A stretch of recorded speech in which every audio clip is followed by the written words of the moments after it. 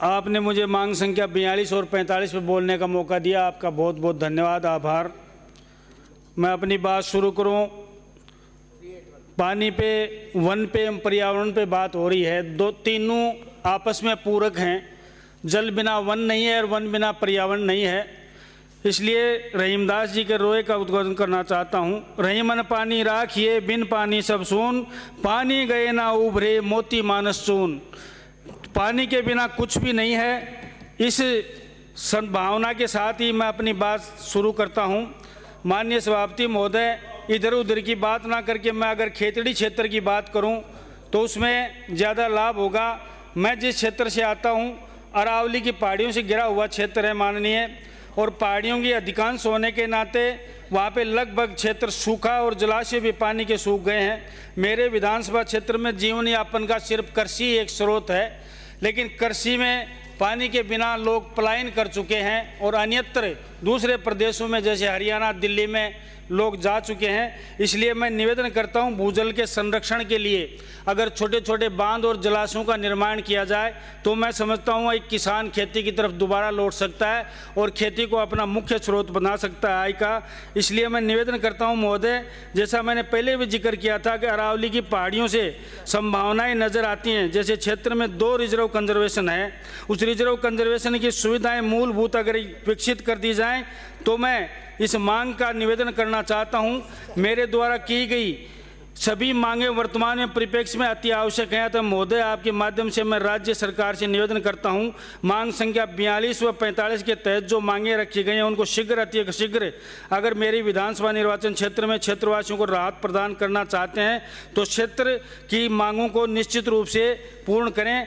मैं जल संसाधन मंत्री से निवेदन करना चाहता हूँ। विधानसभा क्षेत्र खेतड़ी में 4 बड़े बांध हैं, यथा अजीत सागर बांध, रवा बांध, काला भुजा बांध, मोड़ी इलाकर बांध काफ़ी वर्षों से सूखे के कारण अपना अस्तित्व खोते जा रहे हैं।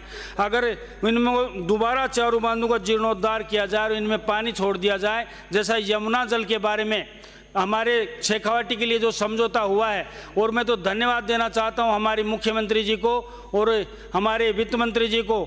मुख्यमंत्री जी ने जो शेखावाटी की 3 सीटें लोकसभा में हमारे आशा के विपरीत जाने के बाद भी उसके बाद झुंझुनू गए और झुंझुनू में छाती ठोक के कहा कि हो सकता है जनता ने हमारी बात को शिरोधार्य नहीं किया होगा, सारी हमारे विपक्ष में 3 सीट दे दी होंगी लोकसभा की, लेकिन यमुना का जल निश्चित रूप से शेखावाटी में आएगा। और प्रेस कॉन्फ्रेंस में कहा और प्रेस कॉन्फ्रेंस के बाद सार्वजनिक सभा में ये बात कही। ये दृढ़ इच्छा शक्ति और दृढ़ संकल्प का ही एक निर्णय है कि एक चिन्ह सीटें जाने के बाद भी सार्वजनिक रूप से ये घोषणा करना कि जो हमने कहा है उसमें कथनी और करनी में हमारे फर्क नहीं है। मैं धन्यवाद देना चाहता हूं ऐसे मुख्यमंत्री को।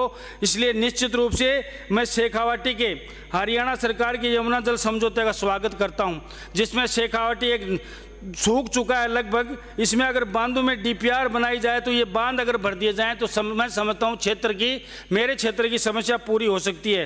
कुंभाराम लिफ्ट परियोजना में भी जल जीवन मिशन के तहत वंचित जो गांव हैं, मंत्री महोदय मेरा निवेदन है वंचित गाँव को अगर जोड़ा जाए गाँव ढाणियों को तो गाँव में सुविधा बनेगी। जल संसाधन विभाग में मेरे अधीन खेतड़ी क्षेत्र में स्थित ग्राम गाडराटा के अंदर बांध का निर्माण किया जाए तो जनता को एक प्रत्यक्ष रूप से लाभ होगा। जल संसाधन विभाग के अंतर्गत राज्य सरकार द्वारा मेरे विधानसभा क्षेत्र खेतड़ी में उपयुक्त एनीकट एवं जल संग्रहण हेतु आवश्यक कार्य योजना बनाने की आवश्यकता है, ताकि गिरते हुए भूजल को दोबारा रोका जा सके। वन एवं पर्यावरण के संबंध में मैं मांग संख्या 45 के अधीन वन मंत्री जी से निवेदन करना चाहता हूं कि मेरे क्षेत्र में एक बहुत बड़ा रिजर्व कंजर्वेशन जिसको बांसयाल खेतड़ी रिजर्व कंजर्वेशन के नाम से जाना जाता है, मैंने पूर्व भी सदन में इस बात का जिक्र किया था, उसको अगर संरक्षित किया जाए तो मैं समझता हूं रोजगार के अवसर वहां पे बढ़ेंगे।